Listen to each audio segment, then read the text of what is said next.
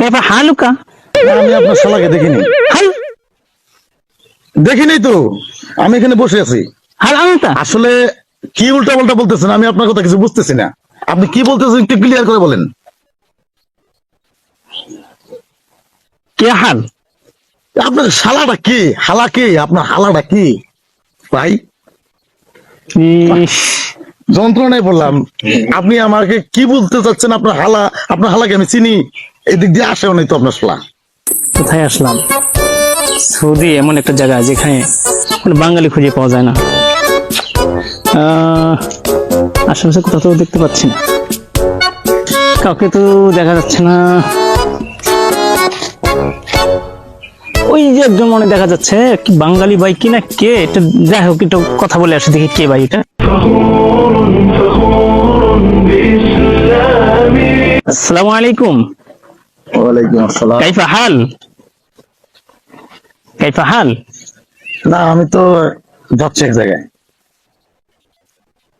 কাইফা হালুকা? না, আমি আপনার শালাকে দেখিনি। হাল দেখিনি তো, আমি এখানে বসে আছি। হাল আনতা? না, আমি আমি আমি কারো শালা টালাও না, আমি আপনার শালাকে দেখিও নাই। হাল আনতা? আসলে কি উল্টা পাল্টা বলতেছেন, আমি আপনার কথা কিছু বুঝতেছি না।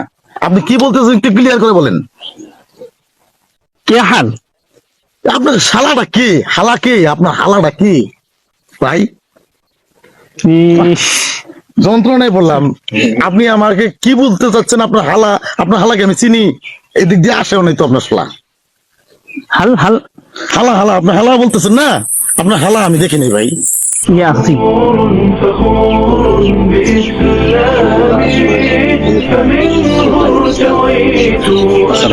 ওয়ালাইকুম আসসালাম ওয়া রাহমাতুল্লাহ।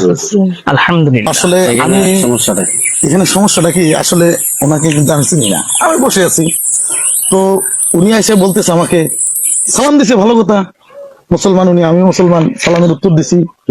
উনি বলতেছে আমার শালাকে, হালাকে দেখছেন আপনি? আচ্ছা, আমি কি এই সৌদি আরবে কি একজন আরেকজন আখি আখি আখি আখি একজনের শালাকে আরেকজন কি চিনা সম্ভব?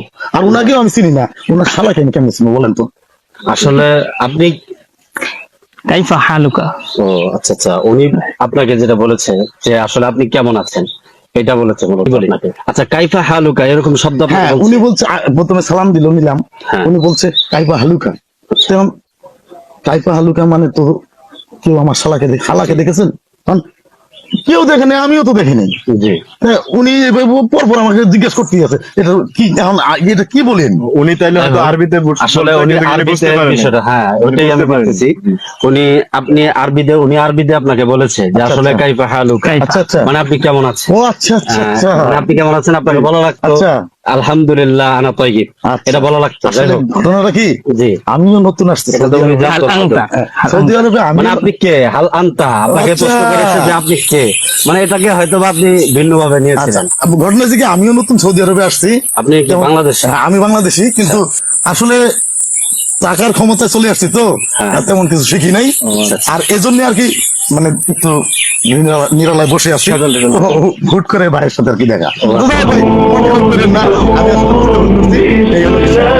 আলহামদুলিল্লাহ আলহামদুলিল্লাহ। আসসালামু আলাইকুম রহমতুল্লাহ।